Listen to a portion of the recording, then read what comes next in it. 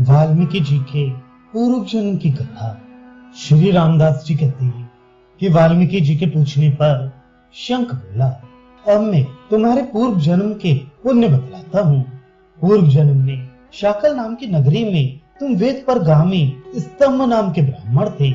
श्री वत्स गोत्र में तुम्हारा जन्म हुआ था, किंतु तुम बड़े भारी पापी थे। दुसंग के दोषवश तुम एक वैश्या पर मुग्ध हो गए। तुमने अपनी सारी नित्य क्रियाएं छोड़ दी और शूद्र के समान मूर्खों के मार्ग पर चलने लगे।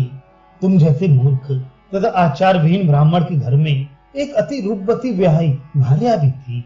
वह उस वैश्या की तथा तुम्हारी खूब सेवा करती थी। तुम्हें प्रसन्न रखने की इच्छा से वह तुम दोनों के पैर धोती थी।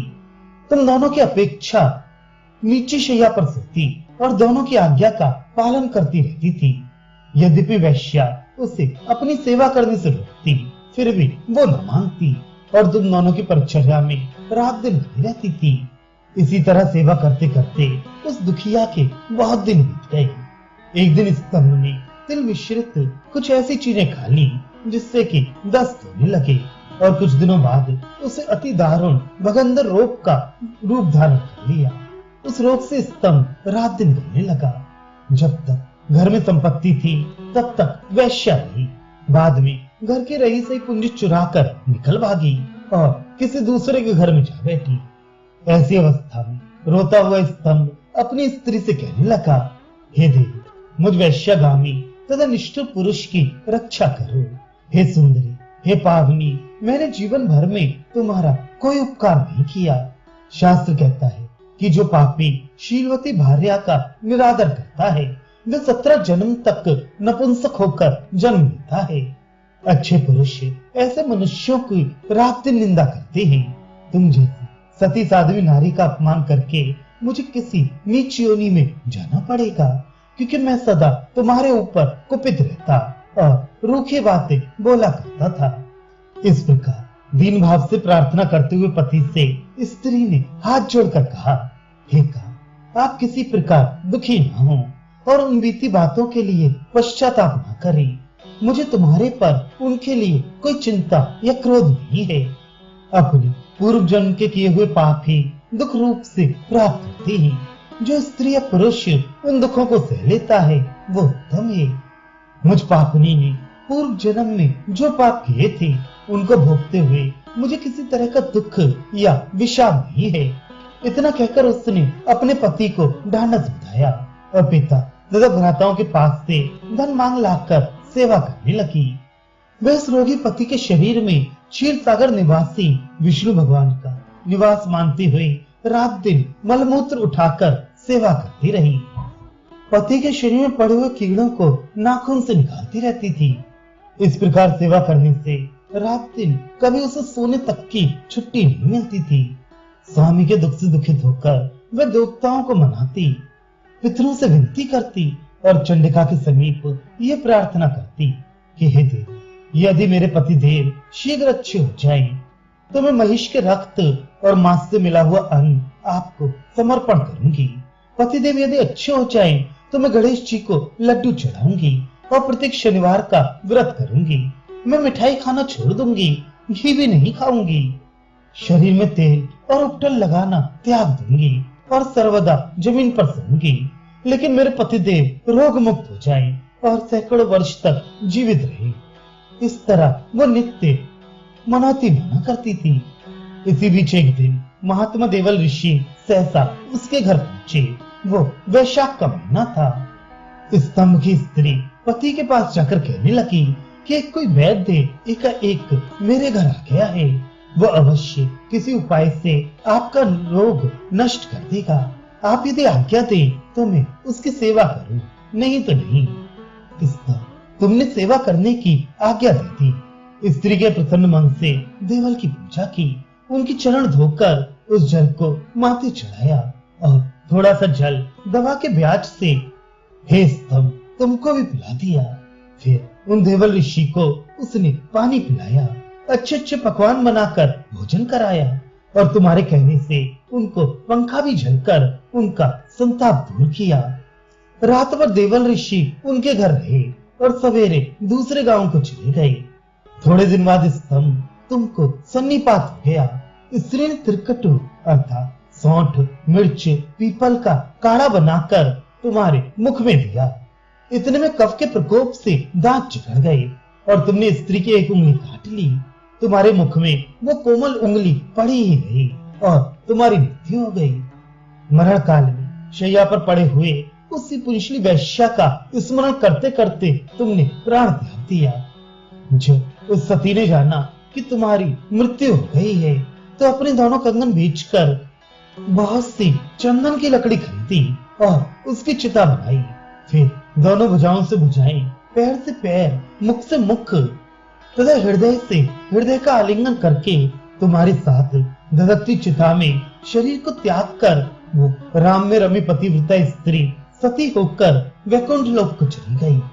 अपने ब्राह्मणोचित कार्यों को त्यागे हुए तुमने अंत समय में वैश्या का चिंतन करते हुए प्राण त्यागे थे। इससे सर्वदा उद्वेगकारी तथा हिंसा में आसक्त इस घोर कर्म में व्याध की योनि में उत्पन्न हुए हो। उस समय वैशाख महीने में आए हुए देवल ऋषि की पूजा के लिए तुमने अपनी स्त्री की आज्ञा दे दी थी। उसी पुण्य से तुम्हारे हृदय में धर्म बुद्धि उत्पन्न हुई है। इसी से इस समय तुमने मेरे जूते वापस दे दिए हैं। तुम्हारी स्त्री ने दवा के ब्याज से ब्राह्मण का चरण जल तुम्हारे माथे चढ़ाया था। उसी पुण्य से आज हमारी भेंट हुई है और तुम अपने पूर्व जन्म का वृतांत सुन रहे हो। तुमने पूर्व जन्म में अपनी स्त्री की उंगली काट ली थी, इसलिए हे वनिच्चर इस समय तुम मांसाहारी हो। वह वैश्या इस समय भिन्नी है। मरते समय तुम शैया पर ही पड़े रहे। इस कारण इस जन्म में तुम्हें सर्वदा भूमि पर शयन करना पड़ता है। मैंने अपनी योग दृष्टि से तुम्हारे पूर्व जन्म के पाप पुण्य देखकर तुम्हें बतलाया है। इसके अनंतर अब मैं तुम्हें तुम्हारे भावी जीवन का हाल बतलाता हूँ, वो सुनो। कृणु नाम के कोई तपस्वी अन्न त्याग कर एक सरोवर के निकट तपस्या करते रहेंगे। तपस्या के अंत में उनकी आंखों से वीर्य निकलेगा। उसे देखकर कोई सर्पणी खा जाएगी। उसी के उदर से तुम किरात के रूप में उत्पन्न होगे। किरात लोग तुम्हारी रक्षा करेंगे और तुम उन्हीं के साथ रहोगे। जो तुम इस समय मुझे मेरा जूता वापस दे रहे हो, इसी पुण्य से एक बार तुम्हारी सप्तऋषियों से भेंट होगी और उनकी दया से तुम वाल्मीकि नाम के ऋषि होगे। अपनी अच्छी रचना से तुम राम कथा का निर्माण करोगे। वाल्मीकि जी कहते हैं कि इस प्रकार वैशाख मास का धर्म तथा विविध उपदेश देकर व्यास से कुंडल आदि पाकर प्रसन्न मन शंख गौतमी नदी की ओर चले गए। व्याध ने भी शंख के उपदेश से वनेले फलमूल द्वारा ही वैशाख मास के धर्मों को निभाया। व्याध का जीवन बिताने के पश्चात मैं पन्नगे की योनि से कृणु का पुत्र होकर जन्मा। मैं उस समय किरातों में ही बढ़ा और उन्हीं के साथ रहने लगा। केवल जन्म मेरा ब्राह्मण के वीर से हुआ था, किंतु कर्म मेरा सर्वथा शूद्रोचित था। एक शूद्रा से मेरा विवाह हुआ और उससे कई पुत्र उत्पन्न हुए। कुछ दिनों बाद मैं चोरों से जा मिला और धनुष बाण धारण करके संसारी जीवों के लिए यमराज सदृश भयानक चोर हो गया। एक बार मैंने एक विकराल जंगल में सप्तऋषियों को देखा। जलते हुए अग्नि तथा सूर्य के समान उनका प्रकाश था। उन्हें देखते ही उनके कपड़े लत्ते छीनने के लिए मैं जोरों से दौड़ पड़ा और ठहरो ठहरो कहकर चिल्लाने लगा। तब ऋषियों ने कहा, अरे दुर्योधन, क्यों दौड़ा आ रहा है? मैंने उत्तर दिया कि आपसे कुछ लेने के लिए, क्योंकि मेरे परिवार से सब लोग भूखे बैठे हैं। उनके पालन पोषण करने के लिए मैं वन वन घूम रहा हूँ। तब सप्तऋषियों ने कहा कि अपने कुटुंबियों से जाकर पूछो कि मैं जो नित्य ये पाप की कमाई कर रहा हूँ, तुम लोग अलग अलग बतलाओ कि उस पाप का फल भी भोगोगे या नहीं। ये विश्वास रखो कि जब तक तुम लौट कर नहीं आओगे तब तक हम लोग यही रहेंगे। जो पाप ब्रह्म हत्या करने में और जो पाप मद्य पीने में लगते हैं, हम लोग उन्हीं पाप के भागी हों जो बिना तुम्हारे आए यहाँ से जाएं। जो पाप सोना चुराने या गुरु पत्नी के साथ व्यभिचार करने में होता है, हम लोग उसी पाप के भागी हों यदि तुमसे बिना पूछे यहाँ से जाएं। संसर्ग जनित अथवा ब्राह्मण का धन हड़प लेने से जो पातक लगता हो, हम सब उसी पाप के भागी हों यदि यहाँ से पीठ पीछे हटे। इस तरह उनके विविध प्रकार की कस्में खाने पर मुझे विश्वास हो गया और अपने घर गया। वहां जैसा उन ऋषियों ने कहा था उसी तरह घर के लोगों को इकट्ठा करके मैंने पुत्र स्त्री आदि से पूछा। उन्होंने उत्तर दिया कि तुम जो पाप कर रहे हो उससे हमें कोई मतलब नहीं, हम तो केवल फल चाहते हैं। उनकी बात सुनकर मुझे बड़ा दुख हुआ और मैं लौटकर वहीं आया जहाँ दया से परिपूर्ण हृदय वाले वे सप्तऋषि बैठे मेरा रास्ता देख रहे थे। उन मुनियों के दर्शन ही से मेरा हृदय पवित्र हो गया।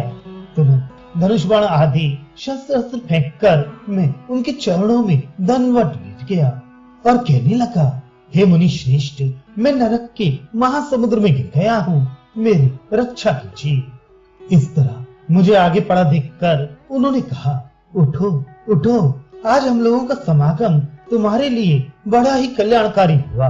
हम तुम्हें कोई ऐसा उपदेश देंगे जिससे तुम सब पापों से छूट जाओगे। इसके बाद उन लोगों ने परस्पर मंत्रणा करके कहा कि नियम तो ये है कि सदाचारी मनुष्य को ही उपदेश देना चाहिए। ये ब्राह्मणाधम एक असाधारण दुराचारी है, फिर भी हम लोगों की शरण आया है, इसलिए इसे कोई उपदेश देकर इसकी रक्षा करनी चाहिए। इस प्रकार निश्चय करके हे राम, उन्होंने आपके उल्टे अक्षरों के नाम मरा का उपदेश दिया और हमसे कहा कि तुम एकाग्र मन से मरा नाम का जप करते रहो। जब तक हम लोग उधर से लौट कर न आए तब तक तुम बराबर इस नाम का जप करते रहना।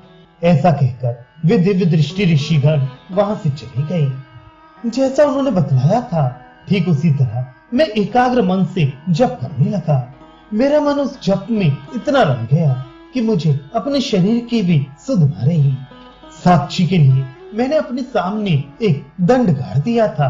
इस तरह निश्चल भाव से भजन करते करते बहुत दिन बीत गए और वल्मीको अर्थात दीमकों ने मेरे शरीर पर मिट्टी का ढेर लगा दिया। मेरे तपोबल से वह सामने का गड़ा हुआ दंड एक सुंदर वृक्ष बन गया। 1000 युग बीतने के बाद वे सप्तऋषि गण फिर लौटे और मेरे बिमोटे के समीप खड़े होकर उन्होंने पुकारा और कहा कि निकलो। उसे सुनकर मैं तुरंत उठ खड़ा हुआ। जिस समय बिमोटे के भीतर से मैं निकला उस समय मेरी शोभा वैसी ही थी जैसी कि कोहरे के भीतर से निकले हुए सूर्य नारायण की होती है। तब मुझसे मुनियों ने कहा कि वल्मी अर्थात बिमोटे अर्थात दीमकों से तुम्हारा पुनर्जन्म हुआ है, इसलिए तुम मुनीश्वर वाल्मीकि हो गए हो। इतना कहकर वे ऋषि दिव्य आकाश मार्ग से चले गए। आपकी राम नाम के प्रभाव से मैं ऐसा ऋषि हो गया।